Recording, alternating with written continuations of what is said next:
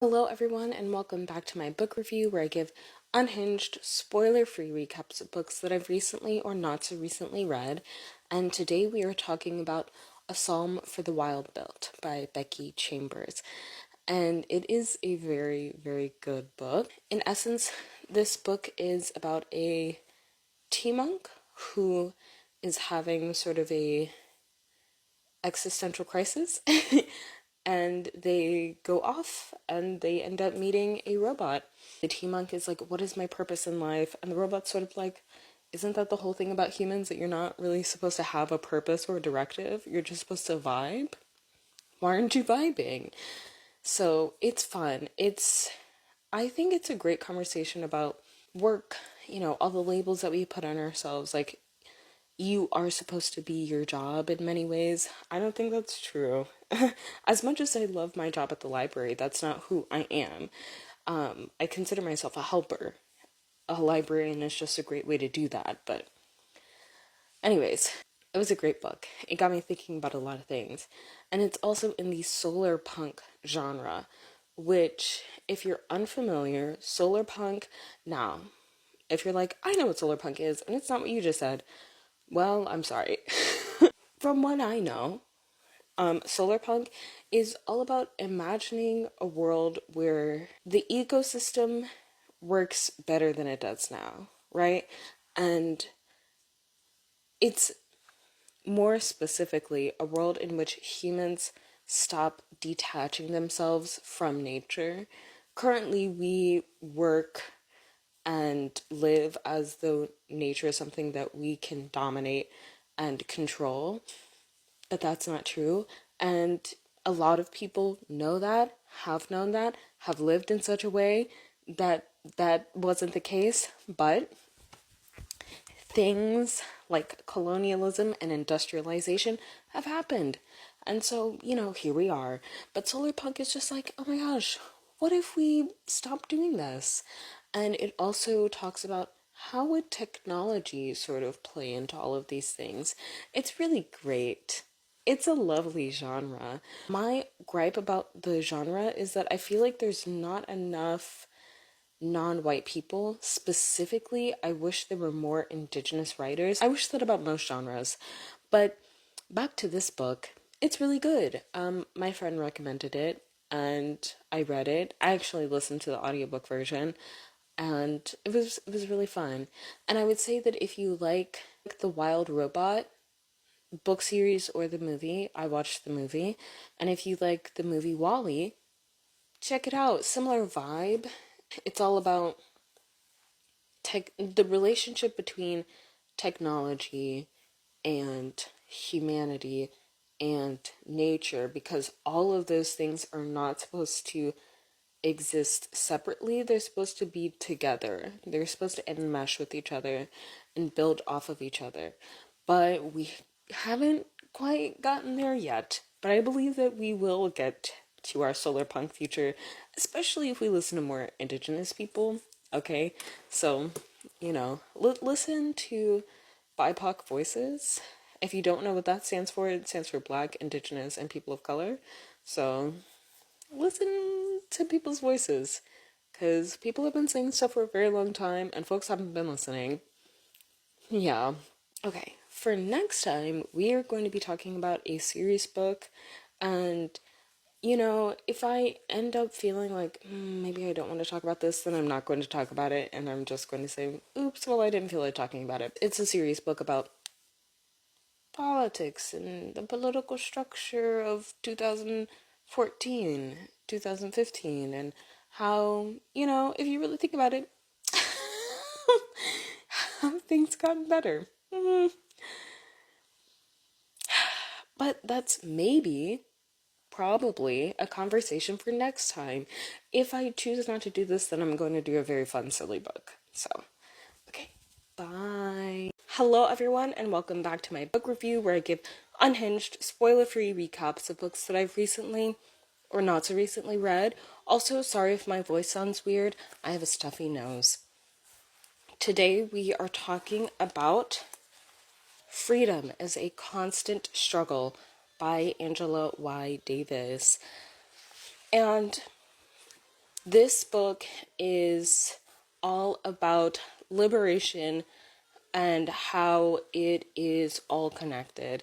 This is a wonderful book. If you are unfamiliar with Angela Davis, she is a prominent freedom fighter. She was a big name during the freedom movement in the 1960s. She fought for Black liberation, but also the liberation of people across the globe.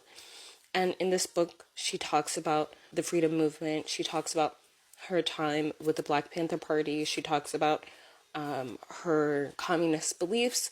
She also talks about how the fight for South African liberation is very similar to the fight that we see for Palestinian liberation right now.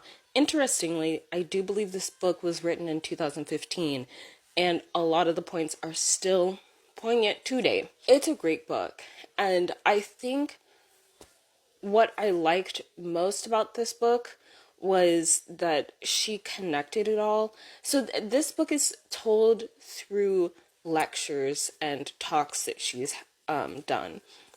So it felt very conversational. It didn't feel like I'm reading a textbook and I'm, trying to parse through these complicated words. It's just her talking to people, and that felt good. Also, she explains things very thoroughly. For instance, she was talking about G4S, which bad, right? So it's bad, but the way she explained it, I was like, oh yeah, that's really bad. And she talks about how liberation in the US is like directly connected to liberation across the globe. And I know with recent events, a lot of people were saying bump people across the globe, whatever, who cares about you. But if you listen to our if you are a Black person, I mean, I guess you don't have to be Black, but I'm Black. So if you're a Black person and if you listen to our elders and if you talk to people who are in the freedom movement, their goals stretched farther than just Black people. Always. And it always takes solidarity. It always takes community building. It always takes reaching out and knowing people from other walks of life in order to create positive change. And that's for anybody, but I'm specifically talking to Black people just because I've seen a lot of really disappointing stuff from some Black people. Okay, if you get in the comments and you start saying nonsense about Black people, your comment will be deleted. But this is a great book. I read this at the right time because if I started reading this for the first time now, I would be in a bad headspace and crying and then getting angry at the state of the world and then crying because I'm angry at the state of the world and I feel like I can do nothing. But when I read it, I thought, you know what? The world is crap, but it can be fixed. It can be changed. We just need to be on a path of growth. And I, I still have hope that that's going to happen. Anyways, for next time, we are going to talk about a book that I literally just finished. And this book is about primary colors falling in love. But no, I am not talking about a Ruby and Sapphire fanfic. I know, sorry. But that's for next time. So I'll see you then. Bye. Hello everyone and welcome back to my book review where I give unhinged, spoiler-free recaps of books that I've recently or not so recently read. My nose is still stuffy. Nothing that I can do about that. The fall, because it's in that transitionary period, really likes to do a 1-2 punch to me. But anyways, the book we're talking about today is This Is How You Lose the Time War by Amal El-Motar and Max Gladstone. When I tell you all that this book was amazing, I mean that from deep within me. At the same time, as I was reading it, I was like, I don't feel like I have the mental tools to read this. This book, very simply, is about blue and red. and they are at opposite ends of the time war.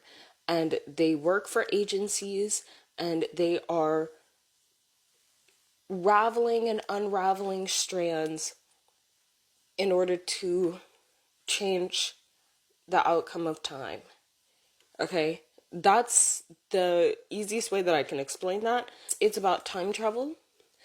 It's about braiding, which felt good as a black person because I'm thinking, oh, yes, yes, I get you. We're here. It's also about, I would say, metaphor. Now, one of the reasons why I did not pursue a minor in English is because I'm not great with metaphors. I know that about myself. I'm generally like, what are we saying right now? Why don't we just be real literal about it? This book full of metaphors, and there were many times where I thought, yeah, I don't know what you're saying. I don't really know what's going on. But what I am good at, patterns and synthesizing information. So I did those two things and I was able to figure out, okay, here's what's going on because this is what has been happening.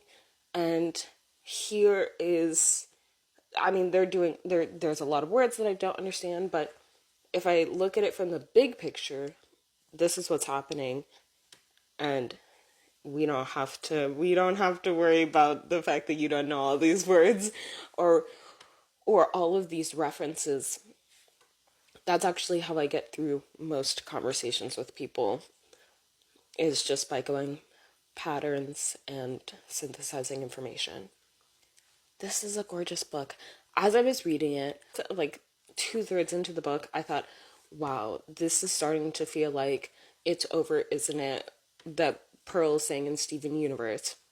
And then at the end of the book, I thought, oh my gosh, this was just Ruby and Sapphire from Steven Universe becoming Garnet, right? Then we get to the acknowledgments in the book, and guess who they talked about? Steven Universe. Oh my gosh, and it's so funny because I thought, oh my gosh, Hillary, you're just not you interjecting a Steven Universe into something that isn't Steven Universe, but they were singing Steven Universe songs as they were writing this book. So love that, love that. Makes me feel a little less cuckoo. Yeah, this is a great book. This is, so I read this book for a couple of reasons. Number one, the cover art, gorgeous, okay? Light blue, then you have the red robin and the blue jay flipped, and then you have the text in a stark black font, gorgeous. Also, I saw a whole bunch of people talking about it, and I thought, okay, sure, I guess. People read stuff. And the final reason why I read it is because it's a fairly short book, and I like reading short books while I'm at work. I would recommend it. It's a very good book. For next time, we are going to briefly talk about a book that I did not like. I had high hopes coming into it because I made assumptions. Okay, I assumed that the story was going to be like this, and then it wasn't. So it's not the book's fault. It's also not my fault. It's just we had a disconnect. Yeah, I don't really like talking about books that I don't like, so the next one's gonna be brief. Bye.